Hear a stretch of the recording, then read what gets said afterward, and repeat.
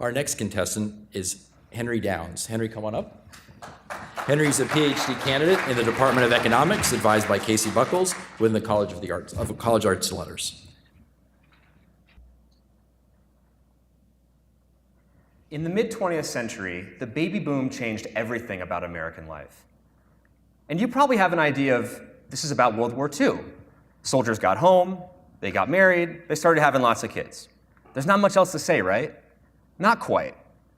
This is the first reference to the baby boom in the US.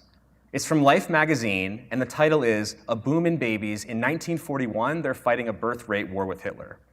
Now, note the date.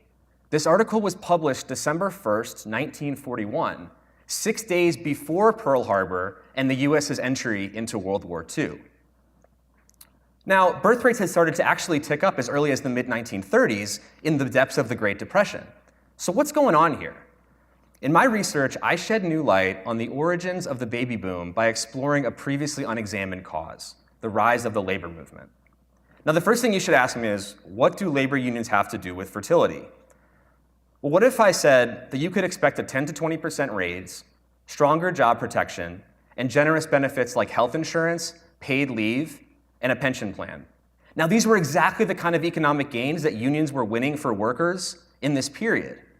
And if you're trying to start a family, that can make a pretty big difference. But the big question is, how big is that difference, really? And fortunately, we have a natural experiment from history to help sort this out. In 1935, Congress passed the National Labor Relations Act, and for the first time, workers earned the legal right to bargain collectively for benefits and join labor unions. Now, labor union membership exploded after 1935, and by the peak of the baby boom in the mid-1950s, more than 1 in 3 American workers belonged to a labor union.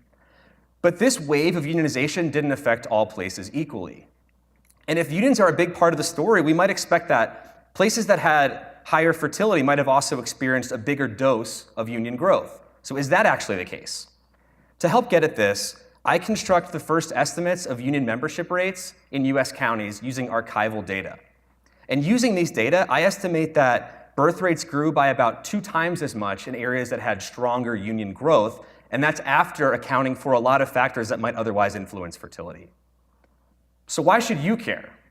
Well, first, this research contributes a key missing piece of one of the greatest puzzles of the 20th century. What caused the baby boom? More fundamentally, this work highlights the central role that labor market institutions play in shaping family decisions and demographic outcomes.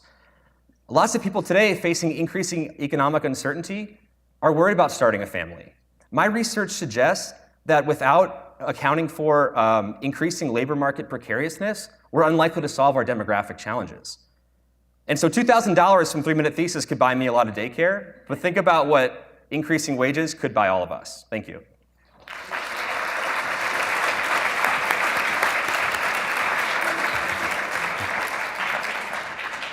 Not quite ready yet to escape the stage, my friend. What's that? Sorry. I've heard that you're quite the bike aficionado. Yes. Yeah. So in a former life, I spent 2 summers with the Fuller Center for Housing, which is an affordable housing nonprofit. And we would bike across the US and basically raise money to help build affordable housing. And then we'd stop along the way and work on build sites. And so I got to see a lot of the US that way. And you got some pretty sweet tan lines too, as you can imagine. So, of all those rides, can you pick one really memorable one? Yeah, actually, so I went to the University of Alabama. I have family down there, and so the history of the South has always been pretty near to my heart. And so we were able to work in conjunction with some community leaders and organize our group to ride over the Edmund Pettus Bridge in Selma. And so we kind of did that as a group, and we kind of had reflected on the meaning of that, and it was a really, really memorable thing that I'll probably never forget. So thank you very much, Henry. All right, thank you.